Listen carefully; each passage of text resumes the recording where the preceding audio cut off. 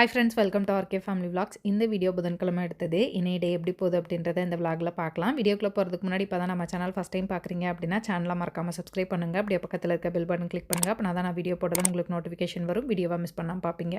வாங்க இப்போ விளாகை கண்டினியூ பண்ணலாம். இன்றைக்கும் காலையில் 5 மணிக்கெலாம் எந்திரிச்சு ரெஃப்ரெஷ் ஆகிட்டு ஒர்க் அவுட் பண்ணிகிட்ருக்கேன். காலையில் சீக்கிரம் எந்திரிக்கணுன்றதுக்காக நைட்டு சீக்கிரமே தூங்கிட்டேன். 12 மணி ஆகும் தூங்குறதுக்கு. நான் 10:30க்கெலாம் தூங்கணும் அப்படின்னு பிளான் பண்ணேன். ஆனால் முடியல. 11:15 ஆயிடுச்சு நான் தூங்குறதுக்கு. 2025 வருஷம் முடிய போகுது. இப்போ தான் ஸ்டார்ட் ஆன மாதிரி இருக்குது, ஆனால் முடிய போகுது. நாட்கள் ரொம்ப வேகமாக போகுதுன்னு நினைக்கிறேன்.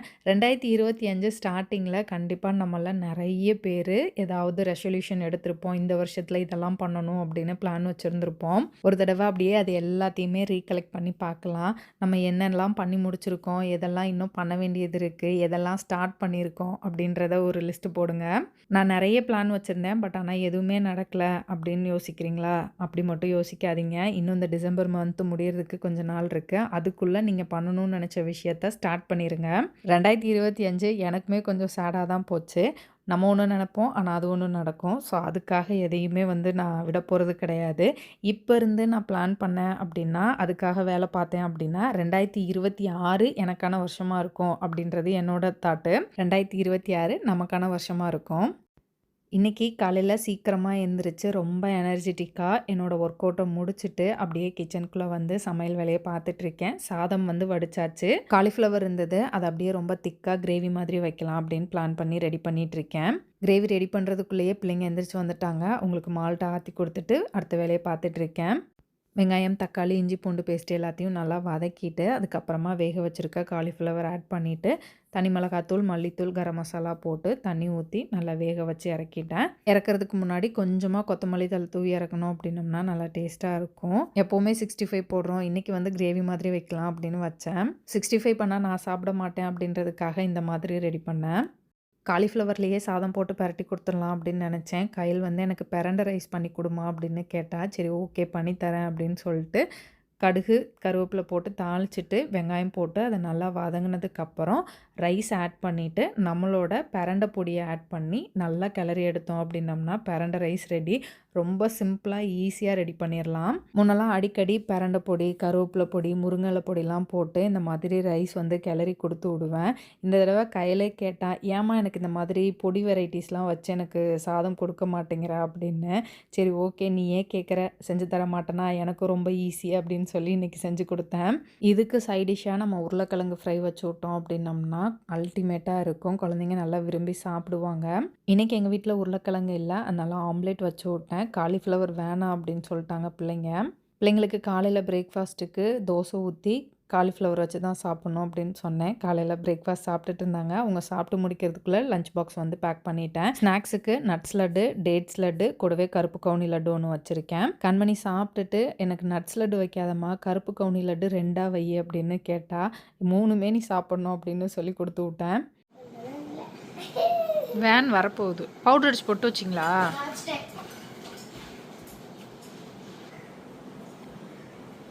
சாக்ஸ் தேடு.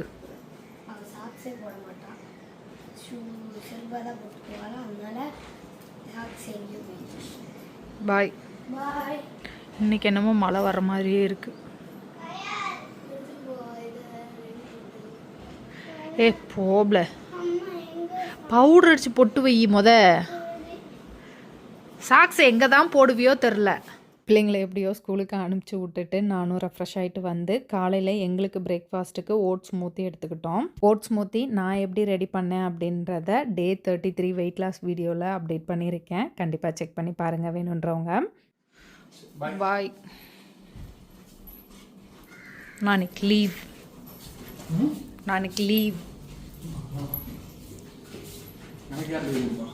உனக்குலாம் லீவ் இல்லைப்பா. நீ ஜாரில் கேளு. டெய்லியும் நான் கடைக்கு போகணும்னு அவசியம் இல்லை. மார்னிங், ஈவினிங் அப்படின்னு ஆள் மாற்றி மாற்றி பார்த்துக்குவாங்க. பட் ஆனால் எனக்கு ஏதாவது வேலை இருக்குது, ரோட்டரியில் ஈவெண்ட்டு அப்படின்னா நான் கண்டிப்பாக போனேன் அப்படின்னா கண்டிப்பாக கடையில் இருப்பேன். நைட் இவங்க கிளம்பும் போது இவங்களோட சேர்ந்து தான் கிளம்பி வர்ற மாதிரி இருக்கும். முன்னெல்லாம் டெய்லி கடைக்கு போவேன். இப்போ வாரத்துக்கு 2 நாள் கண்டிப்பாக வீட்டில் இருந்துடுறேன். அப்பப்போ மழை பெய்யுது, அப்பப்போ மோடமாக இருக்குது, எப்போயாச்சும் தான் வெயில் அடிக்குது.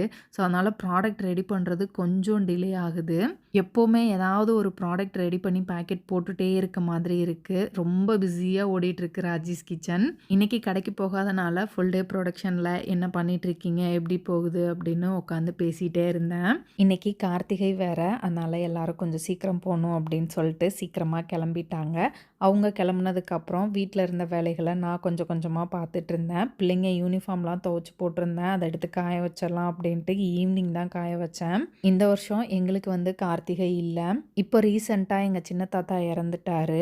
அத்தை வந்து மகன்ற முறையில் நீர்மாலை போட்டாங்க. ஸோ அதனால் நாங்கள் வந்து விளக்கு போடக்கூடாது 30 முடிகிற வரைக்கும், சாமி கும்பிடக்கூடாது அப்படின்னு சொன்னனால நாங்கள் இந்த தடவை வந்து விளக்கு போடலை. எல்லாரும் விளக்கு போடுவாங்க, நம்மளால் விளக்கு போட முடியலையே அப்படின்னு கொஞ்சம் வருத்தம் இருந்தது எனக்கு.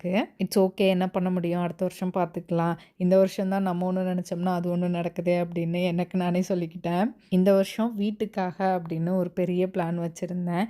வீடு எப்போவுமே கசகசன்னு இருக்குது. வீட்டை வந்து நீட்டாக வச்சுக்கணும். இந்த வருஷம் எல்லா ரூமையுமே க்ளீன் பண்ணி தேவையானது தேவையில்லாதது அப்படின்னு பிரித்து தேவையில்லாததெல்லாம் தூக்கி போட்டு தேவையானதை மட்டும் வச்சுக்கணும் அப்படின்னு நினச்சேன். பட் ஆனால் இப்போ வரைக்கும் ஒன்று கூட என்னால் எடுத்து க்ளீன் பண்ண முடியல. நான் க்ளீன் பண்ணி வச்சாலுமே திருப்பி அது கசகசன்னு தான் போயிடுது. இந்த வருஷம் வீட்டை நீட்டாக மெயின்டைன் பண்ணணும்னு நினச்சேன். பட் ஆனால் அது என்னால் முடியல. இன்னும் நாள் இருக்குது. இப்போ இருந்து க்ளீனிங் ஒர்க்கை ஸ்டார்ட் பண்ணேன் அப்படின்னா 2026 வீட்டை வந்து நீட்டாக மெயின்டைன் பண்ணுவேன். 2026 எனக்கான வருஷமாக இருக்கும்.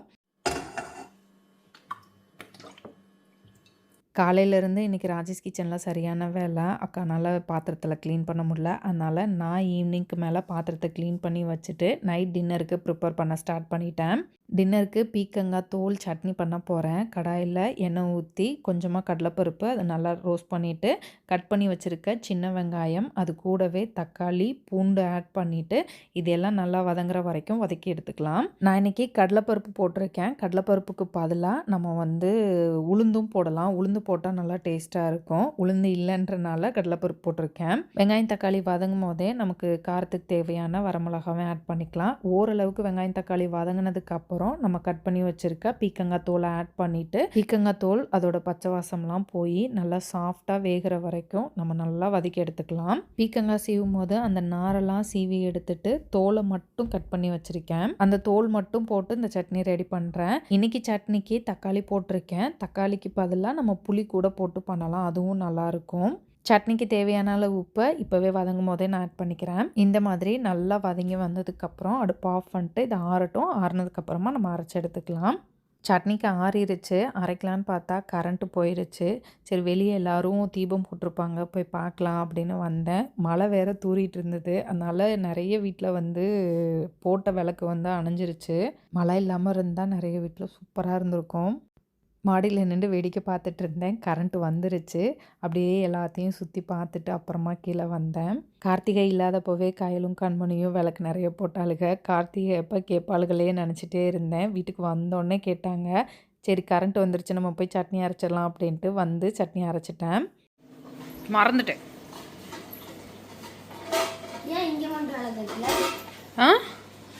நம்ம வீட்டில் மட்டுமா? அந்த தாத்தா இறந்தார்ல, தாத்தா இறந்ததுக்கு அஜி குளிப்பாட்டுறதுக்கு தண்ணி எடுத்துக்கணும்னு கொடுத்துச்சு. அதனால் நம்ம வந்து போடக்கூடாது. 30 முடியாமல் நம்ம வந்து விளக்கு போடக்கூடாது. தாத்தா செத்து 30 நாள் கழிச்சு தான்.